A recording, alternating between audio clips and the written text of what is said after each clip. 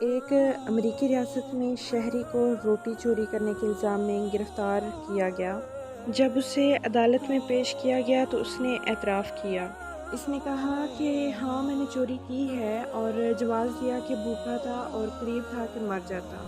جج نے کہا تم نے چوری کی ہے اور تم نے اعتراف کیا ہے اور میں تمہیں $10 کی سزا سناتا ہوں، اور میں جانتا ہوں تمہارے پاس رقم نہیں ہے، اسی لیے تو تم نے چوری کی ہے، لہٰذا میں یہ جرمانہ تمہاری طرف سے اپنی جیب سے ادا کرتا ہوں۔ وہاں پر موجود مجمع پر سناٹا چھا جاتا ہے۔ سب دیکھتے ہیں کہ جج اپنی جیب سے جرمانہ نکالتا ہے اور قومی خزانے میں جمع کرنے کا حکم دیتا ہے، اور پھر کھڑا ہو جاتا ہے اور کہتا ہے کہ میں $10 کی سب کو سزا سناتا ہوں، کیونکہ تم ایسے ملک میں رہتے ہو جہاں ایک غریب کو پیٹ بھرنے کے لیے چوری کرنا پڑی۔